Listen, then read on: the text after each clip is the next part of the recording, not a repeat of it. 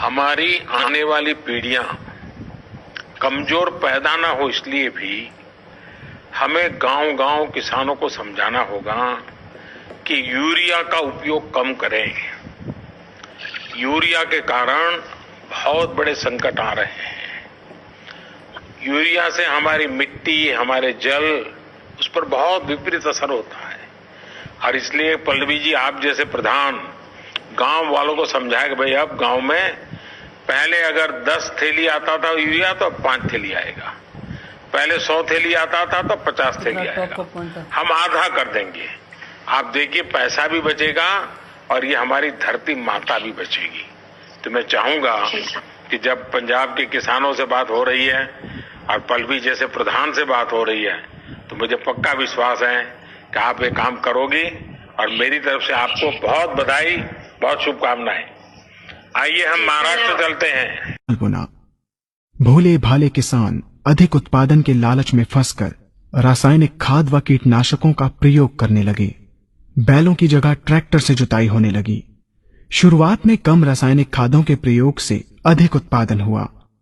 धीरे धीरे रासायनिक खादों के प्रयोग के कारण भूमि की उर्वरा शक्ति क्षीण होने लगी, जिसकी वजह से उत्पादन घटने लगा तथा फसलें कमजोर होने लगी।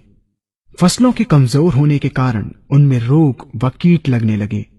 रोग व कीटों से फसल की सुरक्षा के लिए और अधिक कीटनाशकों का प्रयोग होने लगा। एक तरफ ज्यादा उत्पादन के लिए अधिक रासायनिक खादों का प्रयोग होने लगा, वहीं दूसरी तरफ फसलों को रोग व कीटों से बचाने के लिए अधिक विषाक्त कीटनाशकों का प्रयोग बढ़ गया, जिसके कारण उत्पादन लागत बढ़ी और किसान को लाभ कम होने लगा, बल्कि छोटे किसान कर्ज में डूबने लगे। धीरे धीरे भूमि की उर्वरा शक्ति क्षीण होने से भूमि बंजर होने लगी। रासायनिक खाद व कीटनाशकों के कारण खाद्यान्न भी विषाक्त हो गए तथा जलवायु भी प्रदूषित हो गई, जिसके कारण मानव, पशु पक्षियों के स्वास्थ्य पर प्रतिकूल प्रभाव पड़ा, जिसका परिणाम आपके सामने है। मानव स्वास्थ्य पर रासायनिक खादों के पड़ने वाले प्रभाव को आप ऐसे समझें। जब किसान फसल में रासायनिक खाद डालता है तो रासायनिक खाद में उपस्थित विषाक्त रसायन जल में घुलकर सबसे पहले जल को प्रदूषित कर भूमि के अंदर उपस्थित केचुए व सूक्ष्म जीवाणुओं को मार देता है। ये बात सभी किसान अच्छी तरह से जानते हैं कि केचुए व अन्य सूक्ष्म जीवाणु भूमि की उर्वरा शक्ति को बढ़ाने के लिए अति आवश्यक होते हैं। विषाक्त रसायन के कारण इनकी मृत्यु हो जाने से भूमि की उर्वरा शक्ति नष्ट हो जाती है तथा भूमि कठोर होकर बंजर होने लगती है। रासायनिक खादों के विषाक्त रसायन पानी के माध्यम से अन्य खनिजों के साथ फसल के अंदर पहुंचकर फसलों को विषाक्त बना देते हैं।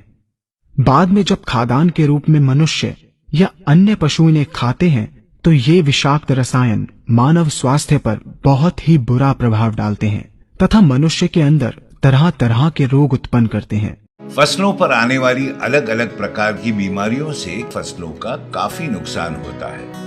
फसल पर आने वाली ऐसी बीमारियों का मुख्य कारण है फफूंद। किसान इसके लिए बाजार से अलग अलग फफूंद नाशक दवाओं का इस्तेमाल करते हैं और अपने खर्चों को बढ़ाते हैं। इन सभी समस्याओं को देखते हुए कंपनी के वैज्ञानिकों ने कई साल रिसर्च करके डिफेंड नामक उत्पाद का निर्माण किया है।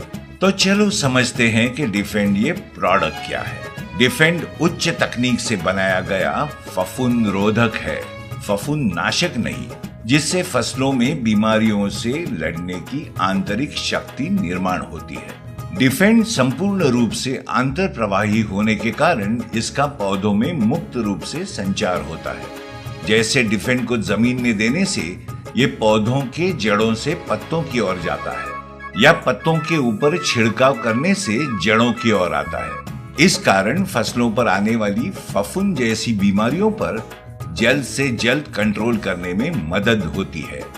डिफेंड सभी प्रकार की सब्जियां, नींबू, संतरा, मौसम्बी, सुपारी, इलायची, नारियल, इन फसलों में फाइटोप्थोरा की वजह से आने वाली बीमारियों में फायदेमंद है। डिफेंड टमाटर, बैंगन, आलू, मिर्च, प्याज पर आने वाली लेट ब्लाइट यानी पछेती झुलसा जैसे रोगों से लड़ने में फायदेमंद है। डिफेंड अनार की फसल में फूल, पत्ते और फल पर फफूंद की वजह से आने वाले धब्बों के लिए फायदेमंद है। डिफेंड अंगूर की फसल पर आने वाली बीमारी जैसे डाउनी मिल्ड्यू, फलकुंज पर फायदेमंद है।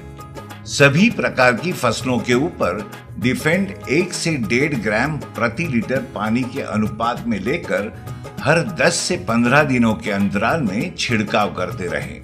डिफेंड को 500 ग्राम प्रति 1 एकड़ जमीन में ड्रेंचिंग या ड्रिप इरिगेशन द्वारा दे सकते हैं। डिफेंड को किसी भी तरह के अल्कलाइन दवा जैसे गंधक या बोर्डो मिश्रण के साथ मिलाकर छिड़काव ना करें।